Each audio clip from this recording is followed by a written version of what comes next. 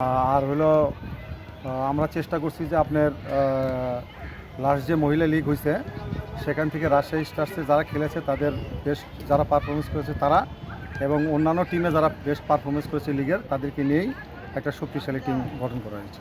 তো আমার মেয়েরাও আপনার ন্যাশনাল টিমের সাথে ট্রেনিংয়ে ছিল। তো আমাদের সর্বোচ্চ চেষ্টা থাকবে যে যেহেতু তারা হলো আপনার এখন সব দিক দিয়ে ভালো করতেছে, তারা সাবের চ্যাম্পিয়ন এশিয়া কাপেও মতো মঞ্চেও তারা খেলছে।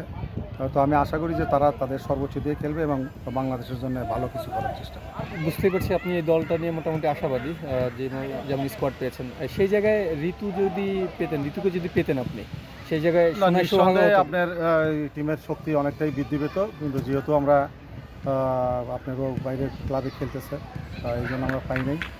তো এখন ওকে তারাই আমাদের খেলতে পাওয়ার চেষ্টা করা হয়েছিল অবশ্যই আসলে না, পুরোপুরিভাবে চেষ্টা করা হয়েছে, ঋতুকে পাওয়ার জন্য সর্বোচ্চ চেষ্টা করা হয়েছে, কিন্তু ফাইনালি শান্তির কথা বলতেছিল ক্যাপ্টেন বলতে শিউলি বলছিলেন আর কি, যে ঋতু প্লেইং স্টাইল আলাদা হলেও আমরা মানে বিকল্প হিসেবে ওর উপর ট্রাই করবেন হয়তো আপনারা।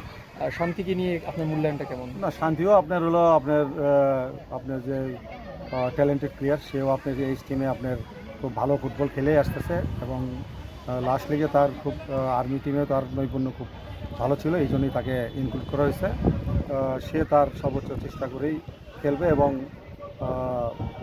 ঋতু তো ঋতুই, আর শান্তির মতোই। আমার এন্ড থেকে লাস্ট প্রশ্নটা করতে চাই, মেয়েরা অনেকদিন পরে আপনাকে পেয়েছে অ্যাজ এ কোচ, যে আসলে আপনার হাত ধরেই ওরা বড় হয়েছিল, সেই জায়গায় আপনিও তাদেরকে অনেকদিন পরে পেয়েছেন। এই পুনর্মিলনটা কেমন হলো? না, এটা হলো আপনার পেশাদার, হলো আপনার এখানে সবাই হলো পেশাদার। আপনার ওই অনেকদিন পরে পাইলাম বা অনেকদিন কাছে পাইলাম এটা না, যে পেশাদার আচরণ, যে সবাই সবার পেশাদারিত্ব থেকেই আপনার ওইভাবেই নিয়েছে সবাই। তারপর আপনাকে একটু আবেগী হিসেবে আমরা জানি। না, এটা কোনো আবেগ টাবেগ, এখানে কোনো মূল্যায়ন নেই, এখানে পেশাদারিত্বই এলো। আপনি তো পুরো ন্যাশনাল টিমই পেয়েছেন বলতে গেলে, সো এই জায়গাটা অন্যান্য বাকি যে তিনটা টিম রয়েছে এই তিনটা টিমের ব্যাপারে কতটুকু না, তিনটা টিম তো আপনার পুরোপুরিভাবে তাদেরকে আমরা আপনার অ্যানালাইসিস করেছি, তারা অনেক শক্তিশালী দল, তাদের জায়গায় সম্মান পাওয়ার মতো টিম, কিন্তু আমাদের টিমও ভালো টিম।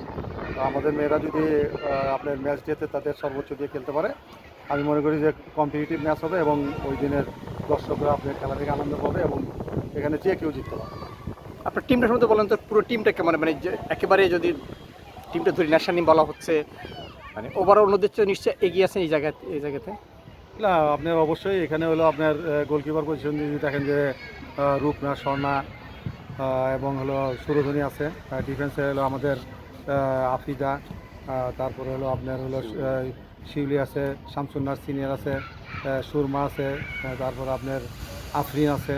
যারা বর্তমান সময়ে যারা ভালো পারফরমেন্স করতেছে সেই প্লেয়ারগুলোই আপনার টিমে, মনিকা, মারিয়া, স্বপ্না, মুন্থি, উপরে শামসুন্নার জুনিয়র, তহুরা, মোটামুটি আপনার যারা বাংলাদেশ মহিলা ফুটবলে অনেক কিছুই তারা দিয়েছে, তারাই এই টিমে আছে।